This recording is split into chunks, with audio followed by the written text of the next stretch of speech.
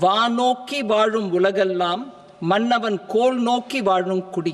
February 1 இன்னைக்கு அனுபவம் எப்படி இருந்துச்சுன்னா, மத்தியானம் 2 மணிக்கு நான் இந்திய சுதந்திரம் அடைஞ்ச இன்னைக்கு மக்கள்லாம் எவ்வளவு சந்தோஷமா இருந்தா நான் நேர பார்த்ததில்லை. ஏன்னா நான் பிறக்கல. பார்த்தவங்க எல்லாமே சார் இனிமே மாசம் 1 லட்சத்துக்கு டாக்ஸ் கிடையாது சார். ஒரு இந்தியன் பாப்புலேஷன் 140 கோடி மக்கள்ல 139 கோடி மக்களுக்கு இன்னைக்கு வருமான வரி கிடையாது.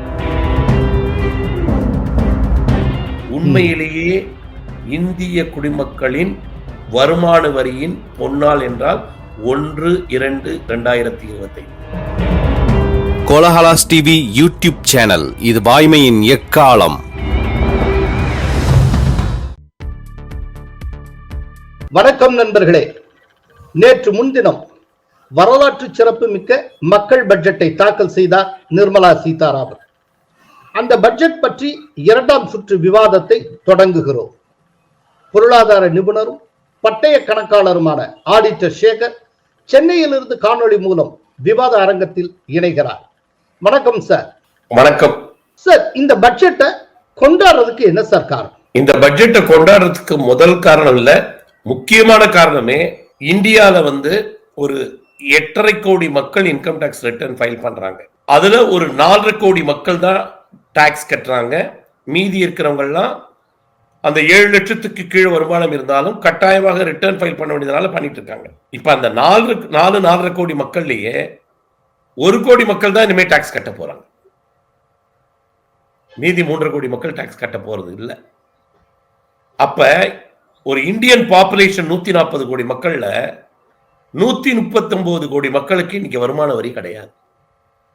அந்த அளவுக்கு இந்த பட்ஜெட் உங்களுக்கு கொண்டு வந்துருச்சு. அப்ப நீங்க சொல்ற, நான் என்னுடைய அனுபவத்தை சொல்லணும் அப்படின்னா, February 1 இன்னைக்கு அனுபவம் எப்படி இருந்துச்சுன்னா, மத்தியானம் 2 மணிக்கு நான் இந்திய சுதந்திரம் அடைஞ்ச இன்னைக்கு மக்கள்லாம் எவ்வளவு சந்தோஷமா இருந்தா நான் நேர பார்த்ததில்லை. ஏன்னா நான் பிறக்கல. பார்த்தவங்க எல்லாமே சார் இனிமே மாசம் 1 லட்சத்துக்கு டாக்ஸ் கிடையாது சார் அப்படிங்கிற லெவல் தான் அந்த ஒரு.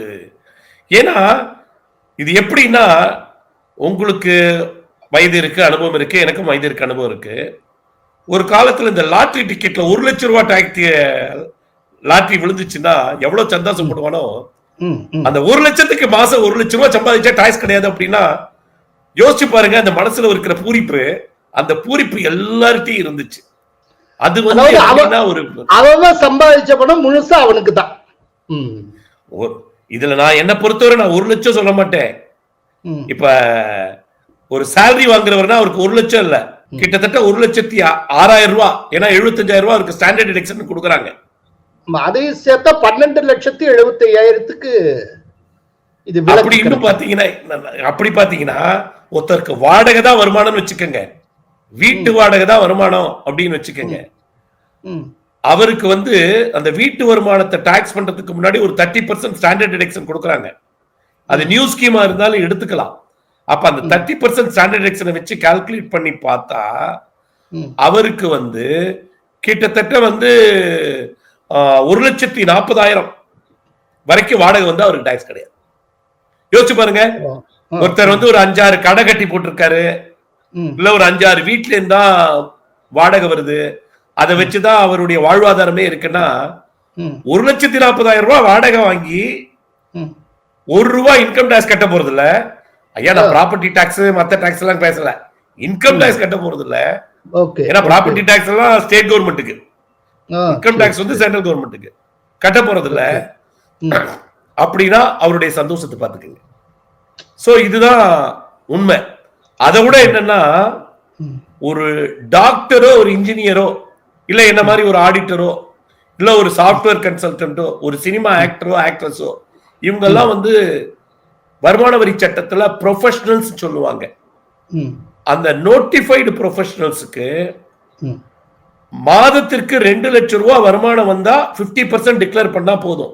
சோ ஒரு டாக்டருக்கு கிளினிக் நடத்துறாரு, 24 லட்சம் ரூபாய் வருமானம் இருக்குன்னா 12 லட்சம் டிக்ளேர் பண்ணா போதும். சோ 24 லட்சம் கிளினிக் வர டாக்டர், 24 லட்சம் மாதம் வருடத்திற்கு சம்பாதிக்கக்கூடிய auditor, advocate, software professional, actor, actress, cameraman, interior decorator எல்லாருக்கும் இன்னைக்கு வருமான வரி கிடையாது. யோசிச்சு பாருங்க. Okay okay. அதாவது ஏதோ இப்படி சிம்பிளா சொல்லிட்டு போயிட்டாங்க. அத மைக்ரோஸ்கோபிக்கா பார்த்தா ஒவ்வொரு ஏரியால இருக்கிறவங்களுக்கும் அவ்வளவு ஒரு இது. ஒருத்தர் ரிட்டையர்மெண்ட் ஆயிட்டாரு, கார்பரேட்ல பென்ஷன் எல்லாம் கிடையாது, ஒரு பெரிய அபிஷியல் ரிட்டையர் ஆகும்போது அவருக்கு ஒரு 2 கோடி கொடுத்தாங்க. இன்னைக்கு பேங்க்ல டெபாசிட் வச்சிருக்காரு. அந்த 2 கோடி டெபாசிட்டுக்கு 12 லட்சம் இன்ட்ரெஸ்ட் வருதுன்னா டாக்ஸ் கிடையாது. Okay okay. அப்ப இது வந்து ஒரு எப்படி சொல்றதுன்னா, இந்த பட்ஜெட்டுக்கு முன்னாடி நிறைய ஊடகங்கள்ல இந்த மோடி அரசு வந்து மிடில் இன்கம் குரூப் அப்படியே பிழிஞ்சு எடுக்கிறதுலாம் நிறைய செய்திகள்லாம் பார்த்துட்டு இருந்தோம். உண்மையில என்ன அப்படின்னா, நிறைய பேர் வந்து உண்மையை அறியல. 2014க்கு முன்னாடி மாதம் 20,000 ரூபாய் சம்பாதித்தவர்களுக்கு தான் வருமான வரி விலக்கு. 2 லட்சத்துக்கு மேல டாக்ஸ் இருந்துச்சு. ஈவன் ஜெட்லி சார் வந்த போது கூட 3 லட்சமா தான் ஆக்கினாரு. இந்த நிர்மலா சீதாராமன் மேடம் வந்ததுக்கு அப்புறம் தான் 2019 5 லட்சம் ஆக்கினாங்க, அப்புறம் 7 லட்சம் ஆக்கினாங்க, ஆனா 12 லட்சம் அப்புறம் இப்ப ஆக்கிட்டாங்க. 20,000 மக்களுக்கு விஷயங்கள் புரியல. இன்னைக்கு ஒரே ஒரு வரி தான் மத்திய அரசாங்கத்தோட கண்ட்ரோல்ல இருக்கு. நேர்முக வரி இன்கம் டாக்ஸ், மறைமுக வரியில கஸ்டம்ஸ். இந்த 2 வரி தான் மத்திய அரசோட டைரக்ட் கண்ட்ரோல்ல இருக்கு. மத்த எந்த வரியுமே மத்திய அரசாங்கத்துக்கு கிடையாது. ஆனா நீங்க எல்லா ஊடகத்திலையும் பாத்தீங்கன்னா, நேத்திக்கு ஒருத்தர் வந்து என்கிட்ட ரொம்ப ஜாலியா ரொம்ப பேசினார். சார், நான் ஒரு 10 லட்சம் ரூபாய்க்கு கார் வாங்குறேன், அதுல டிசிஎஸ் 1% இன்கம் டாக்ஸ் புடிச்சிடுறாங்க, ஒரு 10,000 ரூபாய் வாங்கிடுறாங்க. ரோடு டாக்ஸ் வாங்குறாங்க.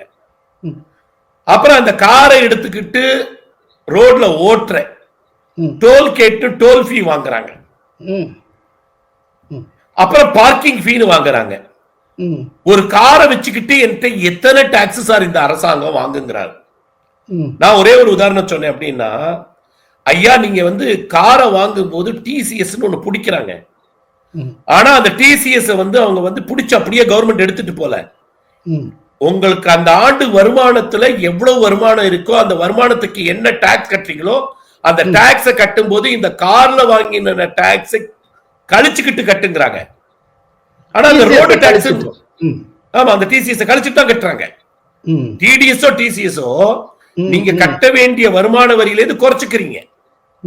சப்போஸ் அந்த டிடிஎஸ் டிசிஎஸ் வந்து கட்ட வேண்டிய வருமான வரிக்கு மேல இருந்துச்சுன்னு வச்சுக்கோங்க, ஏப்ரல் 1ஆம் தேதியிலிருந்து மாதத்திற்கு 0.5%, ஆண்டுக்கு 6% இன்ட்ரெஸ்ட், பேங்க் இன்ட்ரெஸ்ட் ரேட்ல வட்டியோட உங்களுக்கு ரீஃபண்ட் பண்றாங்க.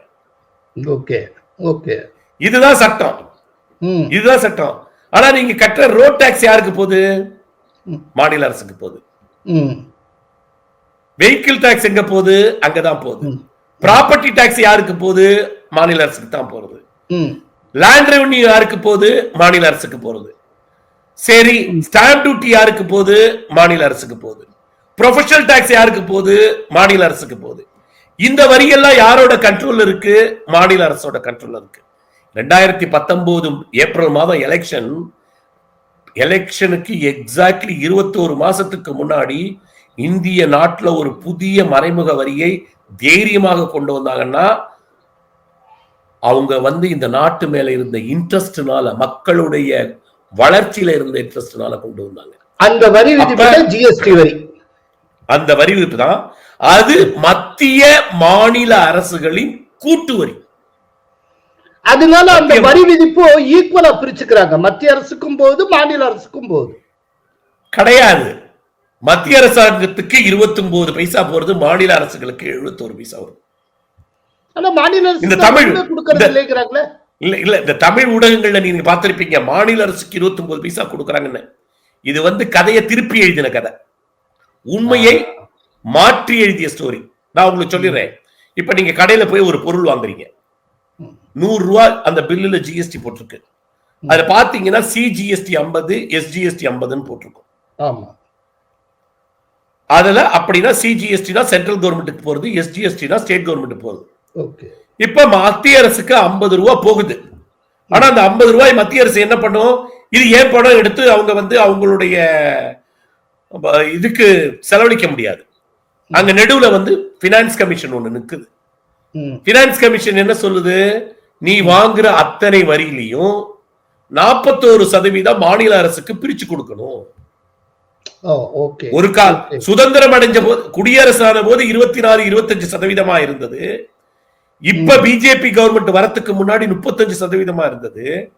இப்ப 41% ஆக்கி வருகிற வரியில், அது நேர்முக வரியா இருக்கலாம், மறைமுக வரியா இருக்கலாம், வருகிற வரியில் 41% மாநிலங்களுக்கு பினான்ஸ் கமிஷன் என்ன ரேட் பிக்ஸ் பண்றாங்களோ, மத்திய அரசு பிக்ஸ் பண்ணல, பினான்ஸ் கமிஷன் என்ன ரேட் பிக்ஸ் பண்றாங்களோ அந்த ரேட்ல பிரிச்சு கொடுக்கணும்னு கான்ஸ்டிடியூஷன், இந்தியன் கான்ஸ்டிடியூஷன் அது பிரகாரம் பிரிக்கும் போது இந்த 50 ரூபாயில 41% போயிடுச்சுன்னா உண்மையில் 29.5 பைசா தான் மத்திய அரசுக்கு போகுது.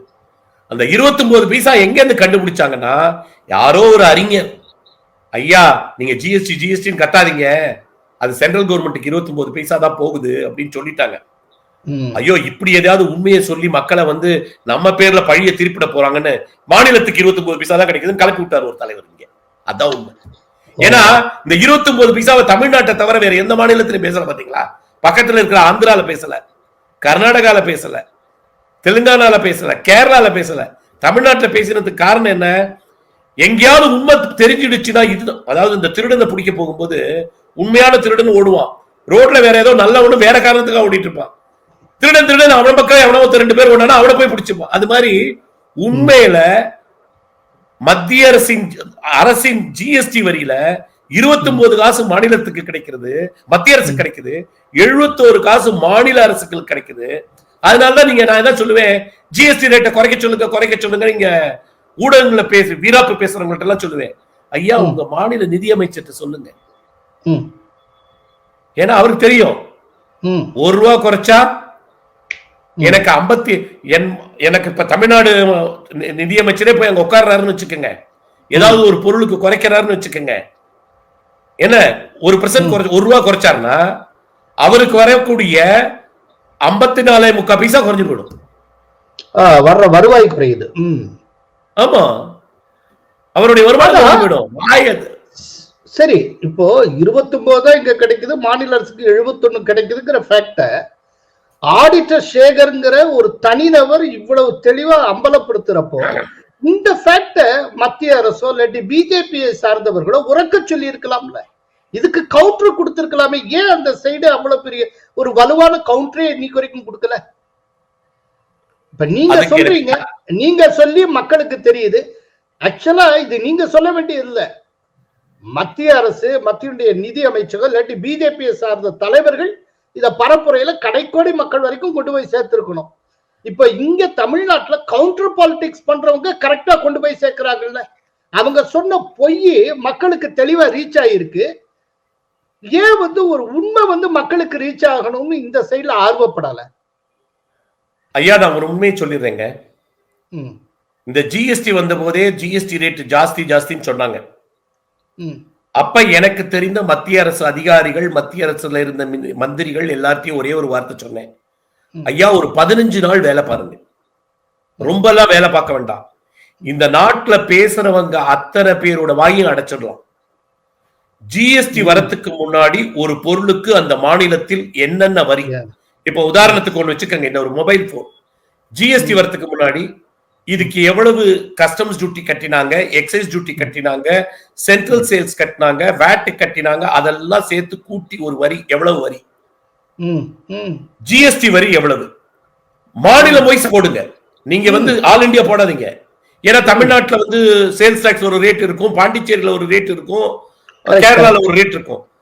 இதை செய்வதற்கு ஒரு 30 அதிகாரிகளை 30 அசிஸ்டன்ட் கொடுத்து ஹோம்வொர்க் பண்ண வச்சீங்கன்னா 15 நாள்ல இந்த வேலை முடிஞ்சிடும். இன்னைக்கு இருக்கிற டெக்னாலஜில நீங்க வெப்சைட்ல போட்டுருங்க, நீங்க வெப்சைட்ல போட்டுருங்க. யாராவது கேட்டா இந்த பொருளோட HSN கோடுன்னு இருக்கு, HSN கோடு இன்னைக்கு வரல, கிட்டத்தட்ட 40 ஆண்டுகளுக்கு முன்னாடி 50 ஆண்டுகளுக்கு முன்னாடியே பொருளுக்கு HSN கோட் டிட்டர்மைன் பண்ணியாச்சு. நேத்திக்கு ஒருத்தர் கேட்கிறாரு, பாப்கார்னுக்கு 18% நீங்க என்ன இது பண்றீங்க அப்படின்னு என்ன வந்து நேத்திக்கு ஒரு ஊடகத்துல நான் கேட்ட போது சொன்னேன், ஐயா பாப்கார்னுக்கு டாக்ஸ் கிடையாது, எங்க சாப்பிடுறீங்கன்னு இருக்கு. பாப்கார்னை வந்து 40 லட்சத்துக்கு கீழே பிசினஸ் பண்ற கடையில வாங்கி சாப்பிட்டீங்கன்னா டாக்ஸ் கிடையாது. 40 லட்சத்துல இருந்து 1.5 கோடி பிசினஸ் பண்ற கடையில போய் வாங்கி சாப்பிட்டீங்கன்னா அந்த கடைக்காரன் 1% கட்டுவான். 1.5 கோடிக்கு மேல பிசினஸ் பண்றவன்ட்ட பிராண்ட் இல்லாம பேக்கெட் பண்ணாம ஒரு லூஸ் பேக்ல வாங்கி சாப்பிட்டீங்கன்னா டாக்ஸ் கிடையாது. நீங்க பிராண்ட் போட்டு அத பாப்கார்னுக்கு காரமும் சேர்த்து மசாலா எல்லாம் சேர்த்து சாப்பிட்டீங்கன்னா டாக்ஸ் இருக்கு 12%. அத ஸ்வீட் கலந்து சாப்பிட்டீங்கன்னா 18%. ஆமா இது ஜிஎஸ்டில தானே போடுறாங்க அப்படின்னாங்க. ஐயா ஜிஎஸ்டில போடல, இது எக்ஸைஸ் டியூட்டி ரேட் எடுத்து பாருங்க, இது தமிழ்நாடு வேட் ரேட் எடுத்து பாருங்க. ஒரு ப்ராடக்ட்ல சுகரை சேர்த்தாச்சுன்னா அதுக்கு பேரு ஸ்வீட். நீங்க கோதுமையில சர்க்கரையை சேர்த்து அல்வான்னு மாத்திட்டீங்கன்னா கோதுமையா இருக்கிற வரைக்கும், கோதுமை மாவா இருக்கிற வரைக்கும் 5% தான், சர்க்கரையா இருக்கிற வரைக்கும் 5% தான். சேர்த்து கிண்டிட்டு அல்வான்னு சொல்லிட்டீங்கன்னா 18%. இது நான் சொல்லல, அந்த காலத்திலேயே அதாவது ஜிஎஸ்டி வர்றதுக்கு முன்னாடியே இந்த மாதிரி ஐட்டத்துக்கு 12% மேனுஃபேக்சரிங் டாக்ஸும் 5% லோக்கல் சேல்ஸ் டாக்ஸும், வெளி மாநிலத்திலிருந்து அந்த குட்ஸ் வந்ததுன்னா 2% சென்ட்ரல் சேல்ஸ் டாக்ஸும் கிட்டத்தட்ட 19% வச்சிருந்ததுதான் இப்ப 18%. சார், இதுக்கு இந்த பட்ஜெட்ல இன்னொரு முக்கியமான விஷயம், அந்நிய நேரடி முதலீட்டை வெல்கம் பண்ணியிருக்காங்க. 100% அந்நிய நேரடி முதலீட்டை காப்பீட்டு துறையில வெல்கம் பண்றாங்க. Financial sector reforms. The FDI limit for the insurance sector will be raised from 74 to 100%. This enhanced limit will be available for those companies which invest the entire premium in India. Already LIC ரொம்ப சக்சஸ்ஃபுல்லா இருக்கு. அப்படிங்கிறப்போ காப்பீட்டு துறையில எதற்காக அந்நிய நேரடி முதலீட்டை நாம வரவேற்கணும்? அதனால என்ன மாற்றம் நிகழும் நீங்க நினைக்கிறீங்க? சார், உண்மை சொல்ல வேணும் அப்படின்னா, இது வந்து ஏற்கனவே இந்த துறையில 100% கொண்டு வருவோம்னு நம்ம அக்ரி பண்ணதை தான் இப்ப இம்ப்ளிமெண்ட் பண்ணிருக்கோம். புதுசா ஒன்றும் பண்ணல. ஸ்டேஜ் பை ஸ்டேஜா எஃப்டிஐ பர்மிட் பண்றோம் அப்படிங்கிறதுல ஃபைனல் ஸ்டேஜ் 100% பண்ணிருக்கோம். இந்த மாதிரி பிரைவேட்டைசேஷன், டைரக்ட் பிரைவேட் இன்சூரன்ஸ் வரது பண்ணதுனால என்ன லாபம்னு கேளுங்க. ஒரு 25 ஆண்டுகளுக்கு முன்னாடி ஒரு எல்ஐசியில போனீங்கன்னா டேர்ம் இன்சூரன்ஸ்ங்கிறது கிடையாது. அப்படி டேர்ம் இன்சூரன்ஸ்னா 10 லட்சத்துக்கு மேல எடுக்க முடியாது. இன்சூரன்ஸுக்கே ஒரு ரூல் இருக்கு. நீங்க உங்களுடைய ஆண்டு வருமானத்தில் இன்றைய எக்கானமியை பொறுத்தவரை, இன்னைக்கு டேட் எக்கானமியை வச்சு சொல்றேன், ஏன்னா இந்திய எக்கானமி சேஃப்டி இன்வெஸ்ட்மெண்ட்டுக்கு 6% தான் கிடைக்குது.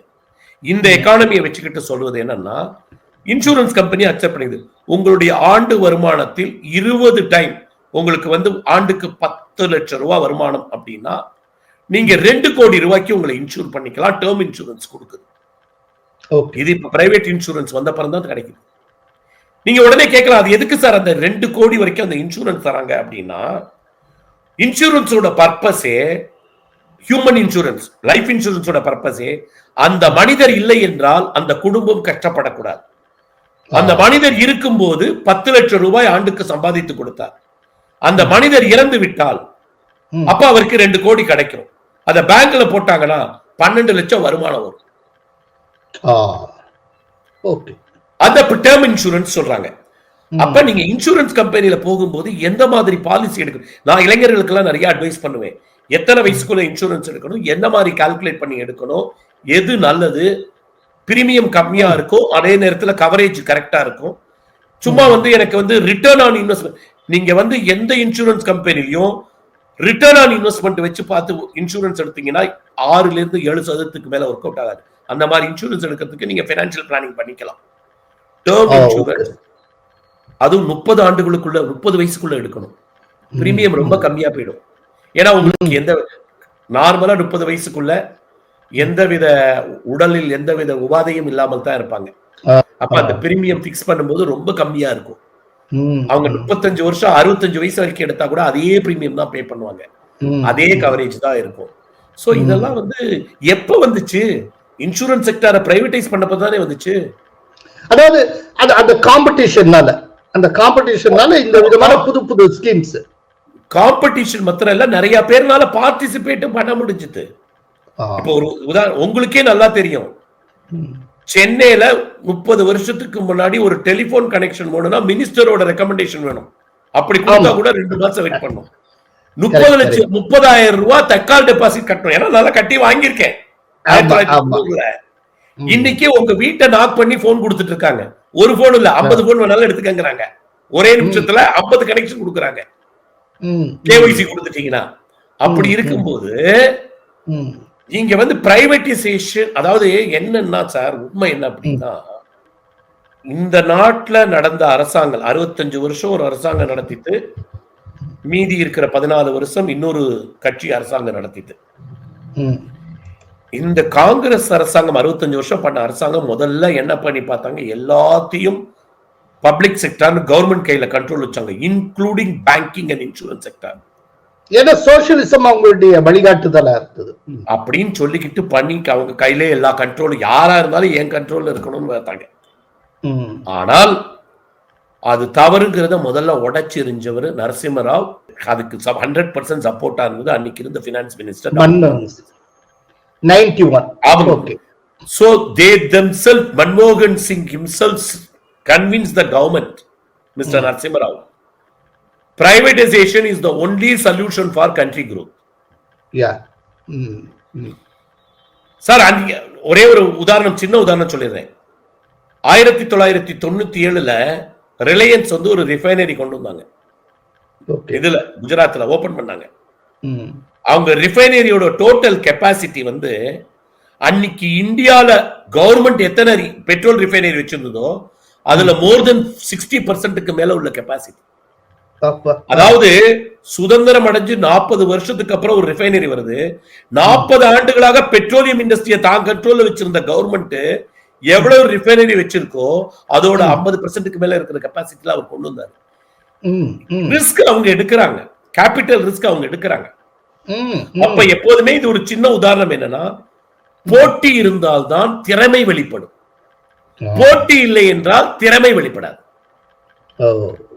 குக்கிங் காம்படிஷன் வச்சாதான் நல்லா எப்படி சமைக்கணும்னு முயற்சி பண்ணுவாங்க. எக்ஸாமினேஷன் வச்சாதான் ஃபர்ஸ்ட் மார்க் வாங்கணும்னு ஆசைப்படுவாங்க. ஓட்ட போட்டி வச்சாதான் வேகமா ஓடணும்னு முயற்சி பண்ணுவாங்க. போட்டியே இல்லைன்னா சார் இல்ல. இன்னொன்னு, இந்தியாவில் அதிகமான பேருக்கு வேலை வாய்ப்புகளை வழங்கி கொண்டிருக்கக்கூடிய இந்த எம்எஸ்எம்இ செக்டார், இது எப்படி சார் இந்த பட்ஜெட் கவனிச்சிருக்கு? சார் இந்த எக்கனாமிக் சர்வே ரிப்போர்ட்ல எம்எஸ்எம்இல எடுத்து பாத்தீங்கன்னா, எம்எஸ்எம்இனால கிட்டத்தட்ட 23 கோடி மக்கள் வேலையில இருக்காங்க அப்படின்னு அந்த ரிப்போர்ட்ல இருக்கு. நீங்க வேணா பாருங்க, உங்களுக்கு டைம் கிடைக்கும் போது அந்த ஒரு 340 பக்கம் ரிப்போர்ட்ல எனக்கு எக்ஸாக்ட் பேஜ் நம்பர் சொல்லல, பக்கத்துல தான் இருக்கு. அதுல எம்எஸ்எம்இ செக்டாருக்கு தனியா அலோகேட் பண்ணும்போது அதுல இது பண்ணிருக்காங்க. ரெண்டாவது வந்து கவர்மெண்ட் வந்து எம்எஸ்எம்இ செக்டாரை மோட்டிவேட் பண்ணிட்டு இருக்கு. ஆனா எம்எஸ்எம்இ செக்டார்ல நீங்க இன்னைக்கு எம்எஸ்எம்இ செக்டார் கஷ்டப்படக்கூடாதுங்கிறதுக்காக இந்த அரசாங்கம் பலவிதமான சப்போர்ட் கொடுத்துட்டு இருக்கு. ஒரு உதாரணத்துக்கு சொல்லுறேன், இன்னைக்கு வந்து ஒரு மைக்ரோ இண்டஸ்ட்ரிங்கிறது இன்னைக்கு வந்து கவர்மெண்ட் சொன்ன பிரகாரம் 20 கோடிக்குள் வியாபாரம் பண்ணிக்கிறவர். நேத்திக்கு வந்து லிமிட் பிரகாரம், அதுக்கு முன்னாடி 10 கோடி வியாபாரம் பண்ணிக்கிறவர். அதே மாதிரி ஸ்மால் ஸ்கேல் இண்டஸ்ட்ரி, அவர்கிட்ட ஒருத்தர் பொருள் வாங்கினார்னா மேக்சிமம் 45 நாளைக்குள்ள அந்த பொருளுக்கு பணத்தை கொடுத்துடணும். அது பெரிய கம்பெனியா இருக்கலாம், யார் வேணா வாங்கலாம். ஒரு மைக்ரோ கம்பெனி தேர்ந்தோ இல்ல ஸ்மால் இண்டஸ்ட்ரி தேர்ந்தோ பொருளை வாங்கினா உங்க 2 பேருக்குள்ள அக்ரிமெண்ட் இருந்துச்சுன்னா மேக்ஸிமம் 45 நாள், அக்ரிமெண்ட் இல்லைன்னா 15 நாளைக்குள்ள அந்த பொருளுக்குரிய பணத்தை கொடுக்கணும். Credit period. Okay, credit period. அந்த கொடுக்கலன்னு வச்சுக்கோங்க, வாங்கினவருக்கு அந்த வாங்கின பொருளோட வேல்யூக்கு இன்கம் டாக்ஸ்ல கழிப்பு கிடையாது, டிடக்ஷன் கொடுக்க மாட்டோம். Okay okay. அது மாத்திரம் இல்ல, அந்த சட்டம் என்ன சொல்லுதுன்னா அவருக்கு 24% வட்டி கொடுக்கணும். 24% வட்டி கொடுக்கணும். அப்ப அந்த ஸ்மால் ஸ்கேல் இண்டஸ்ட்ரி அது மாத்திரம் இல்ல, இப்ப அந்த ஸ்மால் ஸ்கேல் இண்டஸ்ட்ரியிலயோ இல்ல மைக்ரோ இண்டஸ்ட்ரியிலயோ இருக்கிறவங்க அந்த கவர்மெண்ட் சைட்ல போய் ரிஜிஸ்டர் பண்ணி அந்த யாருக்கு சப்ளை பண்றாங்க, எந்த பெரிய கம்பெனிக்கு சப்ளை பண்றாங்களோ அந்த குட்ஸ் கம்பெனியோட ரிஜிஸ்டர் பண்ணிட்டாங்கன்னா அந்த பேமெண்ட்டை வந்து அரசாங்கமே பேங்கிங் சேனல் மூலமா இவங்களுக்கு கிரெடிட்டா அட்வான்ஸாவே கொடுத்துருது. 45 நாள் கூட வெயிட் பண்ண வேண்டாம் சார். இந்த சலுகைகள்லாம் நிறைய இருக்கு சார். இதுக்கு பயன்படுத்தணும் அப்படின்னா நம்மளுடைய கணக்குகளையும் மற்ற ரெக்கார்ட்ஸையும் பர்ஃபெக்டா வச்சுட்டு பர்ஃபெக்டா ஃபைல் பண்ணிட்டு இருந்தா இந்த பிரச்சனை கிடையாது. அரசாங்கம் கொடுக்கக்கூடிய அத்தனை சலுகைகளும் வேணும்னா அரசாங்கம் சொல்லக்கூடிய அத்தனை நிபந்தனைகளையும் நீ கடைபிடிச்சாங்க. எனக்கு சலுகைகள் தான் வேண்டும், நிபந்தனைகளை கடைபிடிக்க மாட்டேன்னா முடியாது. ஒரு சின்ன உதாரணம் சொல்றேன். இது சொல்லிடுறேன், நீங்க கேக்குறீங்களா தெரியாது இந்த கேள்வி பத்தி. நேற்றுக்கு ஒரு ஊடகத்துல கேட்டாங்க என்ன வந்து விவசாயிகளுக்கு என்ன சார் ஒண்ணுமே இல்லையே சார் அப்படின்னா,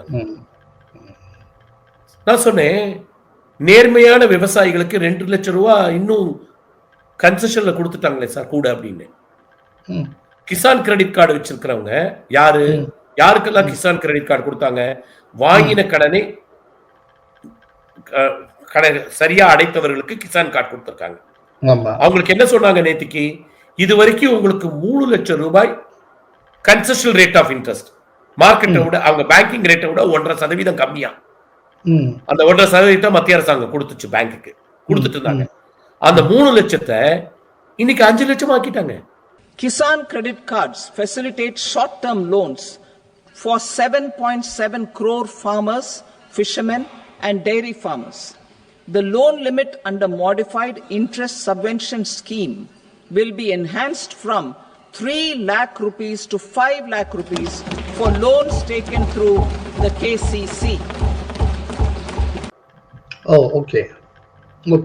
அப்ப ஒரு சிறு குறு விவசாயி நேர்மையா விவசாயம் பண்றாரு, பேங்க்லயோ எங்கேயோ கடன் வாங்குறாரு, வாங்கின கடனை நியாயமா திருப்பி அடைக்கிறாருன்னா அவருக்கு இன்னைக்கு 2 லட்சம் ரூபாய் கூட வருமானம் வரதுக்கு கடன் வாங்குவதற்கு அரசாங்கம் வழி பண்ணிடுச்சுல்ல.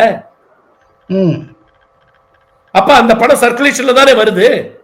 அப்ப அது அக்ரிகல்ச்சர் எக்கனாமிக் க்ரோ தானே ஆகணும்.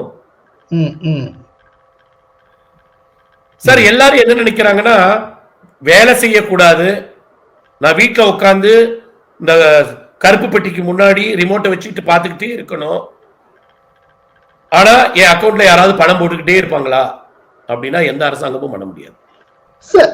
இல்ல இப்போ இந்த இந்த நேர்காணலுடைய ஒரு நிறைவான பகுதிக்கு வரும். இந்த பட்ஜெட்டை பொறுத்தவரை ரொம்ப யூனிக்கான உங்களுக்கு ரொம்ப பிடிச்ச ஒரு ஏரியா அப்படிங்கறது நீங்க எதை சொல்வீங்க சார்? ஆத்மாத்மா உண்மையா சொல்லணும் அப்படின்னா இந்த 12 லட்சம் எக்ஸம்ஷன் கொடுத்தாங்க இல்லையா, அதை நல்லா யூஸ் பண்ணிக்கணும்னு நினைக்கிறவங்க புத்திசாலித்தனமா யூஸ் பண்ணா பெரிய ஆளாங்க. எப்படின்னு கேக்குறீங்களா? இந்த 12 லட்சத்தினால அவங்களுக்கு மாதம் கிட்டத்தட்ட 4000 to 5000 ரூபாய் குறைந்தபட்சம் டாக்ஸ் சேவிங் இருக்கு. அதிகம் இன்கம் இருக்கிறவர்களுக்கு ஒரு 10,000 to 11,000 ரூபாய் இன்கம் டாக்ஸ் சேவிங் இருக்கு. அதாவது 24 லட்சத்துக்கு மேல போறவங்களுக்கு அந்த ஸ்லாப் ரேட்னால. சார் இதனால எக்கானமி எப்படி சார் க்ரோ ஆகும்னு இன்னைக்கு என்ன கேட்டதுக்கு நான் ஒரு பதில் சொல்றேன். நீங்க இந்த 5000 ரூபாய் உங்களுக்கு கூட வருதுன்னு நீங்க ஒரு பேங்க் கிட்ட போய் சொன்னீங்கன்னா அந்த பேங்க் வந்து இன்னைக்கு உங்களுக்கு 40 லட்சம் ஹவுசிங் லோன் தருதுன்னா 46 லட்சம் தரும். 6 லட்சம் ரூபாய் 6 லட்சம் ரூபாய்ங்கிறது என்ன யோசிச்சு பாருங்க. 200 ஸ்கொயர் ஃபீட் வீடு கூட வாங்கிடலாம் சார். 12 லட்சம்னா 400 ஸ்கொயர் ஃபீட் வீடு கூட வாங்கிடலாம். சூப்பர். நான் என்னோட வந்த எக்ஸஸ் கேஷ் ஃப்ளோவை இது கவர்மெண்ட் எனக்கு தரல, என்னுடைய குடும்பத்திற்காக நான் சேமிக்கிற சொத்தா கன்வெர்ட் பண்றேன் அப்படின்னா பண்ணிட்டு போயிடலாம். இல்ல எனக்கு வந்து ஒரு பொண்ணு இருக்கா, அவளுக்கு பின்னாடி படிப்புக்கோ இல்ல கல்யாணத்துக்கோ வேணும் அப்படின்னா இந்த 5000 ரூபாய் சுகன்யா ஸ்மிருதி திட்டத்துல நீ சேவிங்ல தூக்கி போட்டு 60,000 இத்தனை நாளா என்னால சேவ் பண்ண முடியல. இந்த பணத்தை நான் அப்படியே சேவிங்ல தூக்கி போடுறேன். 8.1% இன்கம் டாக்ஸ் கிடையாது.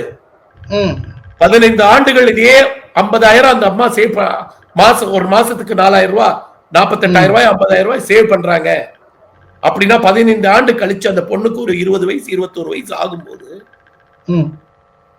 நீங்க சேவ் பண்ண அந்த 15 ஆண்டுகள்ல சேவ் பண்ண 7.5 லட்சம் ரூபாய் கிட்டத்தட்ட ஒரு 30-32 லட்சம் ரூபாயா உங்க பொண்ணோட வளர்ச்சிக்கு சேவிங்கா இருக்கும். நீங்க இத பாசிட்டிவா எப்படி கன்வெர்ட் பண்ணும் பாத்தீங்கன்னா பார்க்கலாம். இல்ல என் கையில இன்னைக்கு 4,000 ரூபாய் வந்துருச்சு, 4 சினிமாக்கு போயிட்டு வந்துடுறேன், ஃப்ரெஷ்ஷா பாப்கார்ன் சாப்பிட்டு வந்துடுறேன், 4 பேர் வீட்டுல போய் அப்படின்னு சாப்பிட்டுட்டு வந்துட்டு வரலாம். அப்பயும் அரசாங்கத்துக்கு லாபம். என்டர்டைன்மெண்ட் டாக்ஸ் வரும், ஜிஎஸ்டி வரும், ஜிடிபி க்ரோ ஆகும், எல்லாம் ஆகும். நீங்க உடனே என்ன ஒண்ணு கேட்கலாம், சார் இந்த சேவிங்ல போட்டா அரசாங்கத்துக்கு என்ன எப்படி சார் லாபம் வரும்? நீங்க அரசாங்கத்தில் இந்த மாதிரி கம்பல்சரி சேவிங் பண்ணும்போது அந்த பணத்தை எடுத்து தான் கவர்மெண்ட் வந்து கேபிட்டல் எக்ஸ்பெண்டிச்சர் பண்றாங்க. ஓகே, அது ரொட்டேஷன்ல போகுது. சோ அப்படி இருக்கிறதுனால என்ன பொறுத்தவரை இது வந்து இந்திய வருமான வரி சட்டத்தின் பொன்னாள் என்று எழுதக்கூடியது இந்திய குடிமக்களை. நான் வந்து ஏன்னா நானே ஒரு சாதாரண லேபரோட சன்னி இன்னைக்கு சொசைட்டில முயற்சி எங்க அப்பா நல்லா படிக்க வச்சதுனால முன்னுக்கு வந்திருக்கேன். சோ அதனால நான் எல்லாமே கடந்த 40 ஆண்டுகளாக ஆடிட்டரா இருக்கிறதுனால நான் பாக்கிறேன் சொசைட்டில உண்மையிலேயே இந்திய குடிமக்களின் வருமான வரியின் பொன்னாள் என்றால் 1/2/2025. அதுதான் நான் சொல்றேன். இவ்வளவு பெரிய ஒரு ஃபேண்டாஸ்டிக் பட்ஜெட் ஒருவேளை லோக்சபா எலெக்ஷனுக்கு முன்னால போட்டிருந்தாங்கன்னா பிஜேபி மெஜாரிட்டி பெற்றிருக்குமோ? சார் ஒரே ஒரு பாயிண்ட் சொல்லிடுறேன். பிஜேபி எந்த டிசிஷனுமே ஓட்டு வாங்கணுங்கிற டிசிஷன்ல எடுத்ததே கிடையாது. நான் அந்த கட்சியோட ஆள் கிடையாது. நான் பாக்குறேன் அவங்க எடுத்தது எல்லாமே கண்ட்ரியோட இன்ட்ரெஸ்ட்ல ரிஸ்க் எடுத்து தான் பண்றாங்க. Okay okay. இன்னைக்கு அவங்க ரிஸ்க் எடுத்திருக்காங்க. என்ன ரிஸ்க் எடுத்திருக்காங்க நீங்க போய் அந்த பட்ஜெட்டை படிச்சு பாத்தீங்கன்னா தெரியும். நேற்று நிர்மலா சீதாராமன் சொன்னாங்க, நான் இந்த பெனிஃபிட் கொடுக்கறதுனால எனக்கு 1 லட்சம் கோடி ரூபாய் வருமான வரி கம்மியாகும் அப்படின்னு சொல்லியிருக்காங்க. ஆனா அவங்க ஒரு நம்பிக்கையும் போட்டிருக்காங்க. அந்த நம்பிக்கை யாருக்கு அவங்க சொல்லல. அந்த வருமான வரி பட்ஜெட் ப்ரிப்பரேஷன்ல நான் இந்த மாதிரி டாக்ஸ் ரேட்டை குறைச்சு டாக்ஸை இது பண்ணினா மக்கள் வந்து இன்னும் வாலண்டியரா வந்து நிறைய உழைச்சு வருமான வரி கட்டுவாங்க அப்படிங்கிறதுல கார்பரேட் வரி இல்லாம மற்ற வரிகள் வந்து 1.5 லட்சம் கோடி கூட வரப்போகுதுங்கிறதையும் அவங்க ப்ரொஜெக்ட் பண்ணி வச்சிருக்காங்க. இந்த மக்கள் மேல நம்பிக்கையும் உள்ள வச்சிருக்காங்க. Okay okay. சோ அதனால வந்து கேளுங்க ஃபைனலா சார், இந்த பட்ஜெட்ல உங்களுக்கு விமர்சனம் அப்படின்னா அது எது? ஒரு குறைன்னு இல்லாட்டி இதை இன்னும் பெட்டரா பண்ணிருக்கலாம் அப்படின்னு தோணக்கூடிய அம்சம் சார்? இந்த பட்ஜெட்ல குறை என்று சொல்றது அப்படின்னு நான் எனக்கு எடுத்து பார்த்தீங்க அப்படின்னா, இந்த பட்ஜெட்ல ஜெனரலாவே ஒரு ஆடிட்டரா குறை அப்படின்னா, இந்த ஜிஎஸ்டி வரி வந்து மத்திய மாநில அரசுக்கு பிரிச்சு கொடுத்தாலும் எல்லாம் பண்ணினாலும் அது அட்மினிஸ்ட்ரேஷனை சிங்கிள் டிபார்ட்மெண்ட் பண்ணும். ஒரே சட்டம்.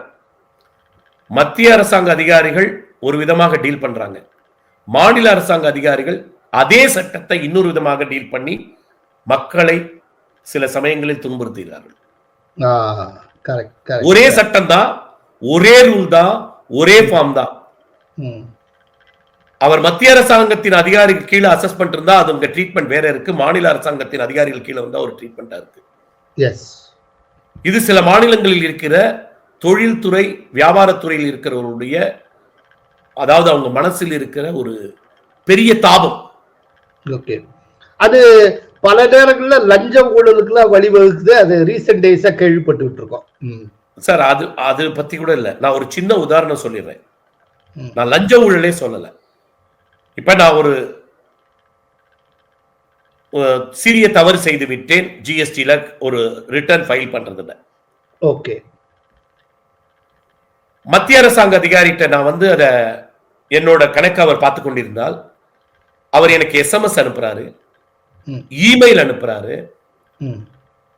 அதுவும் ஒரு தரம் இல்லை 3 to 4 தரம் அனுப்பிச்சதுக்கு அப்புறம் இந்த மாதிரி உங்க பேர்ல ஒரு டாக்ஸ போடலான்னு இருக்கேன்னு நான் எதுக்கு ரெஸ்பாண்ட் பண்ணலைன்னா ஒரு ஷோகாஸ் நோட்டீஸ் அனுப்புறாரு. அதுக்கப்புறம் தான் ஆக்ஷன் எடுக்கிறாரு. ஆனா இதே இது ஒரு மாநிலத்துல இது வந்து இந்த மாநிலத்திலயும் நிறைய நடந்துட்டு இருக்கு. இந்த மாநிலத்தில் உள்ள நிறைய வியாபாரிகளுக்கு தெரியும். அந்த சட்டத்துல இத்தினூண்டு ஒரே ஒரு சின்ன ஒரு லைன் இருக்கு. கவர்மெண்டோட சைட்ல லோட் பண்ணா போதும் அப்படின்னு. அந்த நோட்டீஸ் அந்த இடத்துல லோட் பண்ணிட்டு சிறு வியாபாரிகள்லாம் டெய்லி போய் அந்த சைட்ல எனக்கு ஏதாவது நோட்டீஸ் இருக்கான்னு யாரும் பார்க்க மாட்டாங்க. திடீர்னு ஒரு நாளைக்கு அவங்க பேங்க் அக்கௌண்ட் அட்டாச் ஆகுது. கேட்டா உங்களுக்கு 8 மாசத்துக்கு முன்னாடியே நோட்டீஸ் கொடுத்துட்டோம் சார், வரவே இல்லை. இல்லையே நாங்க இப்ப சைட்ல போட்டிருக்கோமே. ஒரே சட்டம் தான், 2 பேர் பாக்குறாங்க. அதனாலதான் இன்னைக்கு டெல்லி ஹைகோர்ட் சொல்லிருக்கு, நீ இந்த மாதிரி போர்ட்டல்ல போடுறதெல்லாம் லாஸ்ட் ரிசார்ட்டா எல்லா நோட்டீஸ் எல்லாம் விட்டு எதுவுமே பண்ணலனா தான் நீ பண்ணணும். ஆனா இங்க வந்து இங்க இருக்கிற அதிகாரிகள் அதை முதல் ரிசார்ட்டா வச்சு பண்ணிட்டு இருக்காங்க. ஒரே சட்டம் தான், ஒரே ரூல் தான், ஒரே மிஸ்டேக் தான். அட்மினிஸ்ட்ரேட் பண்றது 2. இது மாறணும். இந்த மாற்றத்திற்கு ஏதாவது ஒரு திருத்தம் வருமானு நாங்க எதிர்பார்த்தோம் சட்டத்தில். அது வந்துருந்துச்சுன்னா ரொம்ப சந்தோஷப்பட்டிருப்பேன்.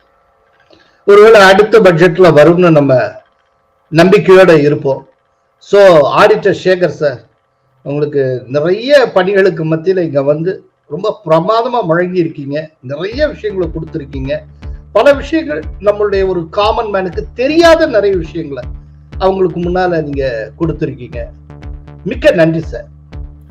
நன்றி, வணக்கம். கோலஹலாஸ் டிவி யூடியூப் சேனல், இது வாய்மையின் எக்காலம்.